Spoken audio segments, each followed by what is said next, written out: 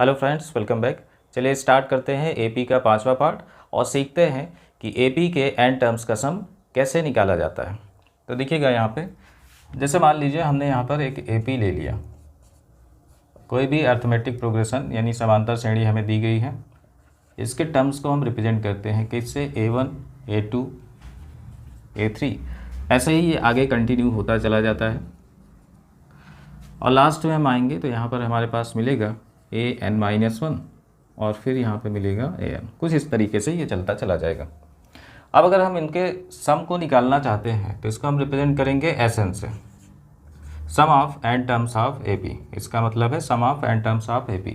अब यहाँ पर हम क्या लिखेंगे, सबसे पहले A1 को लिखेंगे, फिर A2 को लिखेंगे, फिर ऐसे ही आगे बढ़ते चले जाएंगे। फिर यहाँ पर हम लिखेंगे an-1 को और फिर आगे आएंगे तो इस टर्म को यहाँ पे ऐड करेंगे an को, कुछ इस तरीके से।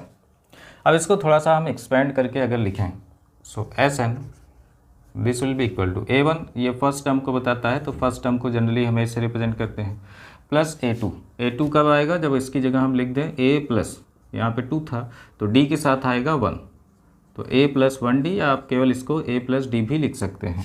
ऐसे ही आगे आ जाइए, इधर आएंगे, यहाँ पर an-1, तो इसकी जगह क्या लिख सकते हैं, A+, जितना A के साथ रहता है उससे एक कम होता है D के साथ, तो यहाँ पे n-1 है तो इससे एक और कम कर दीजिए तो ये हो जाएगा n-2 इंटू D, प्लस यहाँ पर आ जाइए an, तो इसका तो हमने फॉर्मूला ही पढ़ा है, इसकी जगह लिख सकते हैं A+n-1 इंटू D। यहाँ पर n है तो इससे एक कम यहाँ पर होगा D के साथ। अब हमने Sn को कुछ इस तरीके से रिप्रेजेंट कर लिया और इसको हम मान लेंगे इक्वेशन नंबर फर्स्ट। अब इसी को ज़रा सा हम अगर पलट के लिखते हैं, तो हम अगर इसको पलट के लिखते हैं तो फिर से एक बार इसी को लिख दीजिए। तो Sn this is equal to, पलट के लिखते हैं तो सबसे पहले लास्ट टर्म को लिखेंगे A+n-1 इंटू D, तो यहाँ पर हम लिखते हैं A+n-1 इंटू D प्लस, अब सेकेंड टर्म को लिखेंगे, इसको लिखते हैं इसके नीचे, तो ये क्या है A+n-2 इंटू D प्लस, ऐसे ही आगे चलते चले जाएंगे। अब यहाँ से आ जाइए, इसको लिखेंगे क्योंकि ये लास्ट से सेकेंड टर्म है तो इसके नीचे स्टार्ट से सेकेंड टर्म हमें लिखना है, तो ये हो जाएगा A+1D, सो A+1D और ऐसे ही यहाँ पर आएंगे, लास्ट में हमारे पास क्या है A, तो यहाँ पर हम लिख देंगे A और इसको मान लीजिए इक्वेशन नंबर सेकंड। तो दो इक्वेशन हमारे पास हो गए। अब हम चाहते हैं दोनों इक्वेशन को ऐड करना, यहाँ से ऐड करेंगे दोनों को तो एक हमें रिजल्ट देखने को मिलेगा, तो हम यहाँ पर एक लाइन खींच देते हैं और इन दोनों इक्वेशन को ऐड करेंगे। तो जब आप इन दोनों को ऐड करेंगे तो यहाँ पे हम लिखेंगे adding equation first and second, तो Sn और Sn मिलके बन जाएगा 2 times of Sn, this is equal to, अब यहाँ पे देखिए A और A मिलके बन जाएगा 2A plus n-1 into D, ये कुछ इस तरीके से आ जाएगा। इन दोनों को ऐड करते हैं तो प्लस है, प्लस लगाएंगे, A और A मिलके बन जाएगा 2A प्लस n-2D है और इसमें एक D और ऐड कर देंगे तो ये भी बन जाएगा n-1D प्लस, ऐसे ही आगे चलते आएंगे, यहाँ पर आएंगे प्लस A और A ये मिलके बन जाएगा 2A प्लस n-2 में अगर 1 को ऐड कर दीजिए तो ये बन जाएगा n-1 और D जैसा था वैसा ही रहेगा। और यहाँ पर आ जाइए, A और A ये मिलके बन जाएगा 2A प्लस n-1D जैसा है वैसे ही हम यहाँ पे लिख देंगे। अब यहाँ से आप देखिए एक ही टर्म हमें बार बार रिपीट होता दिखाई दे रहा है, 2A plus n-1D, 2A plus n-1D, 2A plus n-1D और 2A प्लस n-1D। तो कितनी बार आ रहा है, जितने टर्म्स थे उतनी बार आ रहा है, क्योंकि यहाँ पे देखिए फर्स्ट टर्म था तो इसकी जगह ये आया और ये nth टर्म था तो इसकी जगह ये आया, तो कुल मिलाकर यहाँ पर एक ही टर्म का रिपीटिशन हो रहा है और ये टर्म कितनी बार है, n टाइम्स है। तो अगर हम इसको एक साथ करके लिखना चाहें तो हम यहाँ पे लिखेंगे 2 times of Sn, this is equal to, ये हो जाएगा n times 2A plus n-1 into D, ये हमने कुछ इस तरीके से लिख लिया। अब अगर 2 को ले जाइए डिवाइड कर दीजिए, सो एस एन, क्योंकि हमें सम ऑफ एन टर्म्स चाहिए तो 2 यहाँ पे मल्टीप्लाई है तो 2 चला जाएगा डिवाइड में, तो ये आ जाएगा n/2 और ब्रैकेट में 2a plus n-1 into D. तो कहीं पर अगर हमें किसी भी ए पी के n टर्म्स का सम निकालना हो तो ये आपका एक फॉर्मूला बनके तैयार हो गया, n/2 2a plus n-1 into D. जब हम इसको अप्लाई करेंगे तो उस ए पी के n टर्म्स का सम निकल के आ जाएगा। तो इसको आपको एज ए फॉर्मूला नोट करना है और इसको याद कर लेना है। जब भी सम ऑफ n टर्म्स पूछा जाएगा ए पी का तो हम वहाँ पे यूज़ करेंगे n/2 2a plus n-1 into D. अब यहाँ पे देखिए इसी से रिलेटेड कुछ रिजल्ट भी हैं। अगर मैं इसको थोड़ा सा और एक्सपेंड करके लिखूँ, चलिए यहीं बगल हमारे पास जगह है, यहीं पे करते हैं। तो अगर हम इसको लिख दें S N, this is equal to n/2 जैसा है वैसा ही रहने दीजिए, और ब्रैकेट में जो 2a है इसको हम दो पार्ट में ब्रेक कर लेंगे। तो 2a की जगह हम क्या लिख सकते हैं, a प्लस a, और आगे जैसा है वैसा ही रहने दीजिए। तो ये हो जाएगा a plus n-1 into D, कुछ इस तरीके से। तो यहाँ पर आ जाइए तो ये बन जाएगा S N, this is equal to n/2, और यहाँ पर आ जाइए इसको हम लिख सकते हैं a, और प्लस यहाँ से देखिए a plus n-1 into D, ये किसको बताता है, किसी भी ए पी के n टर्म्स को। यहाँ पर देख लीजिए a n होता है a प्लस n-1 डी, हमने ये फॉर्मूले के रूप में भी पढ़ा था। तो a plus n-1 into D, इसकी जगह हम क्या लिख सकते हैं, a n। तो ये देखिए हमारा एक फॉर्मूला और बनके तैयार हो गया। तो जब भी कहीं पर आपको nth टर्म दिया रहे और स्टार्टिंग वाला टर्म दिया रहे तो हम क्या करेंगे, इस फॉर्मूले का यूज़ करेंगे और वहाँ से n टर्म का सम निकाल सकते हैं। तो ये कब है, जब फर्स्ट टर्म और कॉमन डिफरेंस दिया रहेगा तब हम इस फॉर्मूले का यूज़ करेंगे, और जब फर्स्ट टर्म और लास्ट टर्म दिया रहेगा तो हम इस फॉर्मूले का यूज़ करेंगे। तो इन दोनों फॉर्मूले का यूज़ करके हम किसी भी ए पी के n टर्म्स के सम को निकाल सकते हैं। आइए कुछ एग्जांपल्स के थ्रू इनको समझने का प्रयास करते हैं। जैसे यहाँ पे देखिए क्वेश्चन हमें दिया गया, find sum of first 12 terms of A P -37 -33 -29 and so on. इसका हमें 12 टर्म का सम निकालना है। तो यहाँ पे जो जो इन्फॉर्मेशन पहले दिया गया है उसको हम यहाँ पर लिखेंगे। तो देखिए यहाँ पे 12 टर्म दिया गया है, यानी पहले ही लिख लीजिए n की वैल्यू हमें कितनी दी गई है, 12। फर्स्ट टर्म की बात किया जाए तो ये फर्स्ट टर्म को रिप्रेजेंट करता है। तो यहाँ पे फर्स्ट टर्म यानी a की वैल्यू दी गई है -37। नेक्स्ट हमें क्या चाहिए, यहाँ पे लास्ट टर्म तो दिया नहीं गया है तो हम निकालेंगे कॉमन डिफरेंस को। तो कॉमन डिफरेंस निकालने के लिए हम क्या करते हैं, कोई भी दो टर्म्स ले लेंगे और राइट साइड वाले में लेफ्ट वाले को माइनस कर देंगे। तो हमने इन दोनों टर्म्स को लिया, राइट साइड में हमारे पास है -33, और इसमें माइनस करेंगे लेफ़्ट वाले टर्म को। लेफ़्ट वाला टर्म हमारे पास क्या है, -37। चलिए तो यहाँ से d की वैल्यू निकालते हैं। तो d इज इक्वल टू ये हो जाएगा -33 माइनस माइनस ये हो जाएगा +37। सो d इज इक्वल टू 37 में 33 माइनस हो जाएगा तो d की वैल्यू आ जाएगी 4। तो यहाँ से हमें a की वैल्यू पता चल गई, d की वैल्यू पता चल गई और n की वैल्यू पता चल गई। हमसे कहा जा रहा है 12 टर्म का सम निकालिए। तो सबसे पहले हम यहाँ पे फॉर्मूला लिखेंगे। तो फॉर्मूला हमारे पास क्या था, यहाँ पे सम ऑफ n टर्म्स का ए पी निकालने का ये था n/2 और ब्रैकेट में 2a plus n-1 into D. अब वैल्यू उठाकर यहाँ पे रख दीजिए। तो n की जगह रखना है 12, तो s 12 टर्म का सम निकालना है तो हम यहाँ पे लिखेंगे s12। n यहाँ पर फिर से आया तो n की जगह रखना है 12 डिवाइड बाई 2, और यहाँ पे आ जाइए 2 इंटू a की जगह हमारे पास है -37, तो यहाँ पर हम -37 से कर देंगे मल्टीप्लाई। फिर आगे आएंगे n-1, n की जगह है 12, तो यहाँ पर रखेंगे 12 -1 इंटू डी की वैल्यू हमारे पास 4 है तो यहाँ पर कर देंगे 4 का मल्टीप्लाई। अब इसी को सॉल्व कर लेना है। सो सम ऑफ 12 टर्म 12/2, इसको आप सॉल्व करेंगे तो आ जाएगा 6, -37 का 2 में मल्टीप्लाई करेंगे तो आ जाएगा -74। यहाँ पर आ जाइए प्लस 12 में से 1 को माइनस करेंगे तो आ जाएगा 11, और 4 जैसा था वैसा ही रहेगा। अब यहाँ पे आ जाइए s12, this is equal to 6 अपनी जगह रहेगा, -74 11 का 4 में मल्टीप्लाई करेंगे तो ये आ जाएगा 44, कुछ इस तरीके से।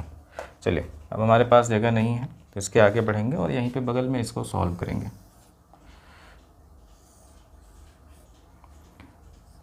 चलिए देखिएगा, हमारे पास क्या है, S12 is equal to 6 time, तो हम यहाँ पे लिखेंगे S12 this is equal to 6 times, और यहाँ पर हमारे पास कितना था, -74 और प्लस का 44। तो -74 में अगर 44 को आप ऐड करेंगे तो यहाँ पर हमारे पास बचेगा माइनस में 30, तो यहाँ पर हम लिख देंगे माइनस में 30। तो यहाँ से आ जाइए S12 this is equal to, इन दोनों का मल्टीप्लाई हो जाएगा, तो 6 का 30 में मल्टीप्लाई करेंगे, 36 क्या होता है 180, माइनस आगे है तो माइनस हम यहाँ पर लगा देंगे। तो कहने का मतलब ये जो AP दिया गया था इसके अगर 12 टर्म्स को हम ऐड करेंगे तो ये हमें देखने को मिल जाएगा माइनस में 180, यही हमारा आंसर हो जाएगा।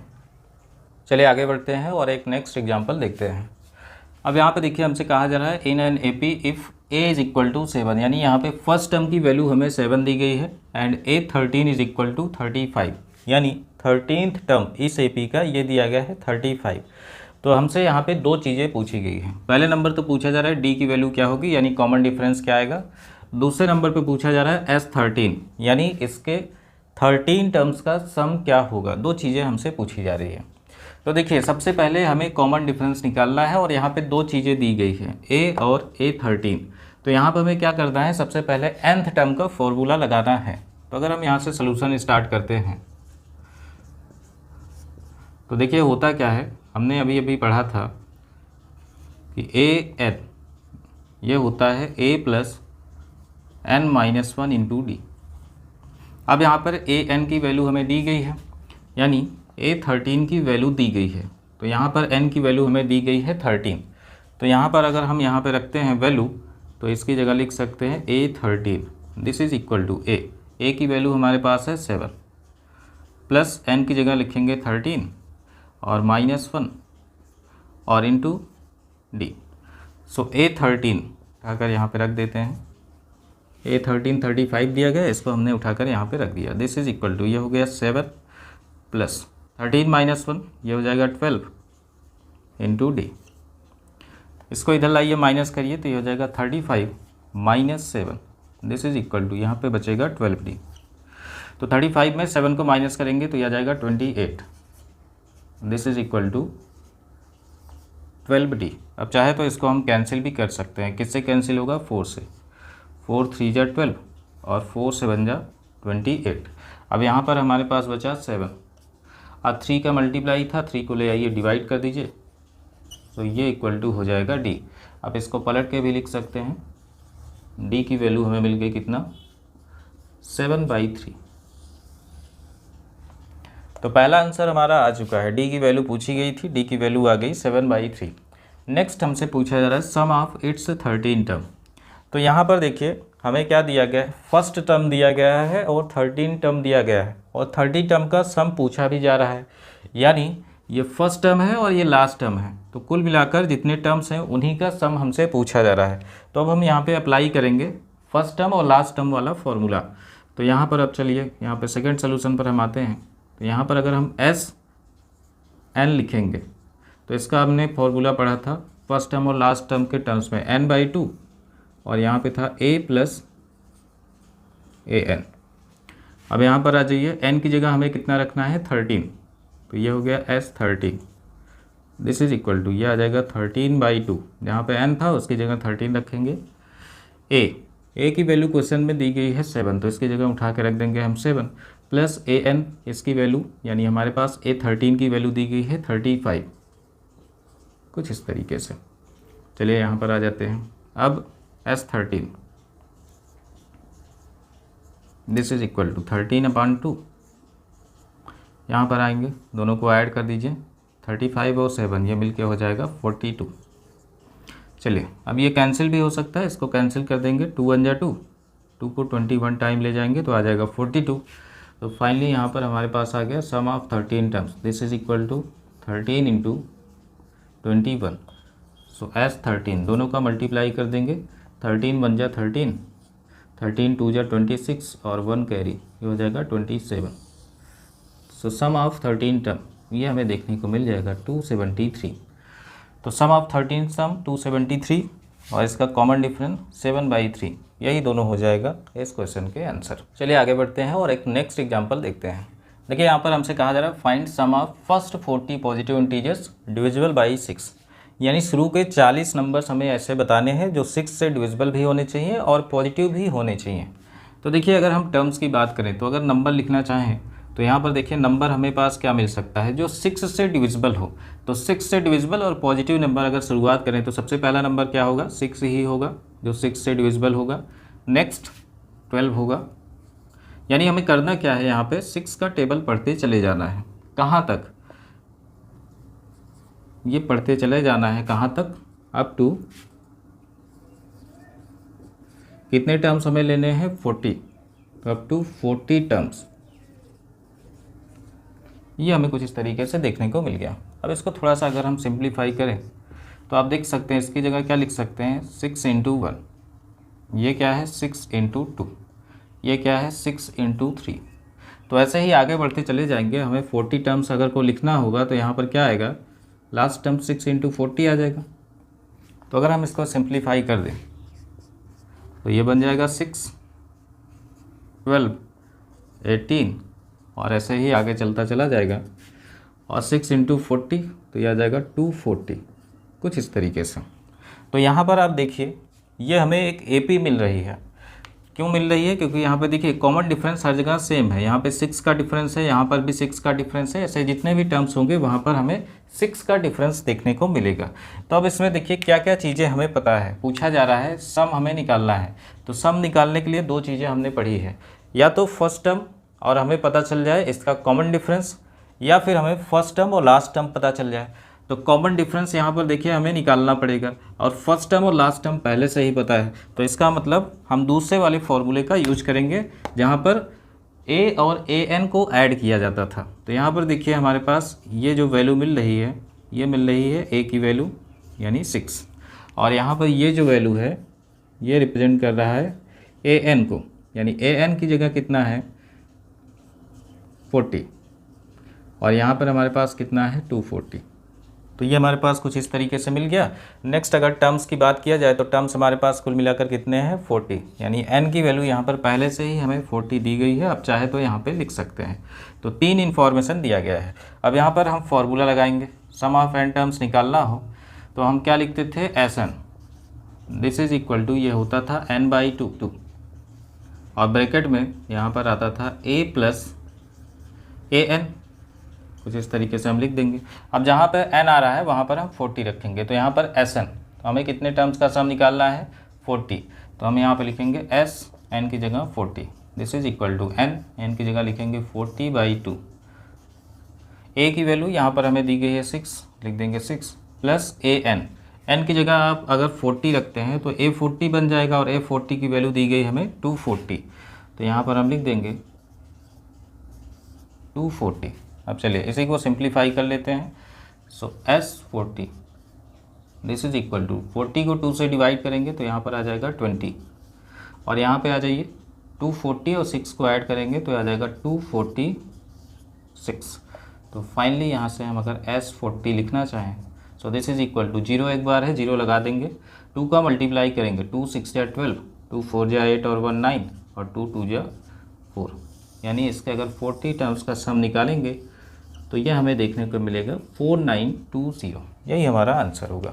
चलिए आगे बढ़ते हैं और एक नेक्स्ट एग्जांपल देखते हैं। यहाँ पर देखिए हमसे कहा जा रहा है in an AP if Sn is equal to 4n - n² then find. यहाँ पर कुछ चीज़ें हमसे पूछी जा रही है। a की वैल्यू क्या होगी, यानी फर्स्ट टर्म क्या आएगा, कॉमन डिफरेंस क्या आएगा, और a10 यानी इसका 10वां टर्म क्या होगा। 3 चीज़ें हमसे पूछी गई है। तो यहाँ पर देखिए Sn की वैल्यू दी गई है, जो दी गई है वहीं से हम स्टार्ट करेंगे। तो चलिए यहाँ से सोल्यूशन स्टार्ट करते हैं। तो हमें दिया गया है Sn, this is equal to 4n - n², ये हमें दिया गया है। अब अगर n की जगह हम उठा के रख दें 1, तो n की जगह 1 रखते हैं तो वो किसको बताएगा, सम ऑफ फर्स्ट टर्म। तो सम ऑफ फर्स्ट टर्म केवल एक ही टर्म लेकर आप ऐड करेंगे, तो एक टर्म को ऐड किया जाए तो वो किसको रिप्रेजेंट करेगा, फर्स्ट टर्म को ही ऐड करेगा। यानी अगर हम यहाँ पर n की जगह 1 रख दें तो यहाँ पर हम लिखेंगे put n is equal to 1। जब n की जगह 1 रखेंगे तो ये हमारा बन जाएगा S1 और यहाँ पे हो जाएगा 4, n की जगह 1 माइनस यहाँ पर n रख दीजिए 1 और square. So S1 this is equal to 4 और 1 का स्क्वायर 1, तो 4 माइनस 1, तो यानी S1 की वैल्यू यहाँ से निकालेंगे तो ये आ जाएगा 3। तो S1 की वैल्यू मिल गई। S1 किसको रिप्रेजेंट कर रहा है? Sum of one term. तो अगर एक ही टर्म को ऐड करेंगे तो वो किसको बताएगा? पहले ही टर्म को बताएगा। तो S1 बता रहा है किसको? 3 को। तो S1 किसको बताता है? ये बताता है हमारा A को रिप्रेजेंट करता है। तो S1 की जगह आप लिख सकते हैं A, यानी फर्स्ट टर्म। तो फर्स्ट टर्म हमें कितना मिल गया? 3। नेक्स्ट आ जाइए, अगर हम n की जगह 2 रख दें ऐसे ही, तो जब आप n की जगह 2 रखेंगे यहाँ पर तो ये बन जाएगा S2। This is equal to 4 into n था तो 4 n की जगह रख देंगे 2 माइनस n का स्क्वायर है तो n की जगह आप 2 रखेंगे तो ये हो जाएगा 2 का स्क्वायर। अब इसको सॉल्व करते हैं। सो S2 इज इक्वल टू 4 2 जा 8 माइनस 2 का स्क्वायर करेंगे तो 4। तो यहाँ से S2 निकल के आया हमारे पास 8 माइनस 4, यानी ये आ जाएगा 4। तो S1 निकल आया, S2 निकल आया। अब यहाँ से S2 को थोड़ा सा आगे हम कंटिन्यू करते हैं, जगह हमारे पास नहीं है तो यहीं बगल में इसको सॉल्व करेंगे। चलिए देखिए, तो S2 की वैल्यू हमारे पास आई है 4, तो इसको एक बार हम फिर से लिखते हैं। अब S2 कब आता? जब हम इसमें 2 टर्म्स को ऐड करते। तो 2 टर्म्स कौन कौन से होते? पहला टर्म और दूसरा टर्म, ये बता रहा है 2 टर्म का सम।